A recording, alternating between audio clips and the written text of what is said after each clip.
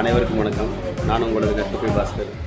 இன்றைக்கி gen Z DMK meetup Chennai அதை பார்த்தேன். உண்மையிலே வாலண்டியராக, அதுவும் ஆளுங்கட்சியாக இல்லாதப்போ இவ்வளோ பெரிய யங்ஸ்டர் படை திமுகவுக்கு பின்னாடி நிற்கிதுன்னா கண்டிப்பாக திமுகவை யாராலும் சாய்க்கவே முடியாது.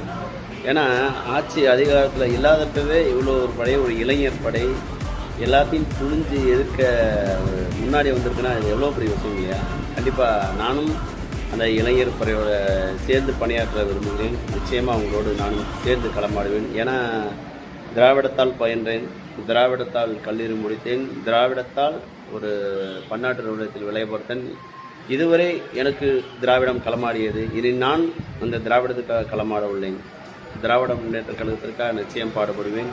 ஏன்னா நமது எதிர்கால சந்ததியினருக்கும் சரி, நமக்கும் சரி திராவிட முன்னேற்ற கழகம் விருப்போடு இருக்க வேண்டும்.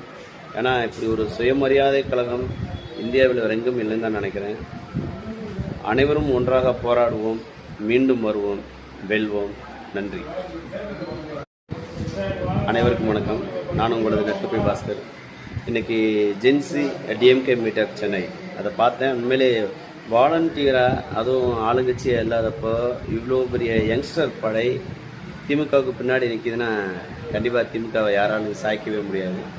ஏன்னா ஆட்சி அதிகாரத்தில் இல்லாதப்பவே இவ்வளோ ஒரு படை, ஒரு இளைஞர் படை எல்லாத்தையும் துணிஞ்சு எதிர்க்க முன்னாடி வந்திருக்குன்னா இது எவ்வளோ பெரிய விஷயம் இல்லையா? கண்டிப்பாக நானும் அந்த இளைஞர் படையோட சேர்ந்து பணியாற்ற விரும்புகிறேன். நிச்சயமாக அவங்களோடு நானும் சேர்ந்து களமாடுவேன். ஏன்னா திராவிடத்தால் பயின்றேன், திராவிடத்தால் கல்லூரி முடித்தேன், திராவிடத்தால் ஒரு பன்னாட்டு நிறுவனத்தில் விளைய பார்த்தேன். இதுவரை எனக்கு திராவிடம் களமாடியது. இனி நான் அந்த திராவிடத்துக்காக களமாட உள்ளேன். திராவிட முன்னேற்ற கழகத்திற்காக நிச்சயம் பாடுபடுவேன்.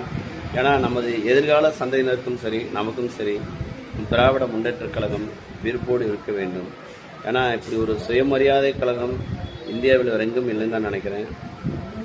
அனைவரும் ஒன்றாக போராடுவோம், மீண்டும் வருவோம், வெல்வோம்.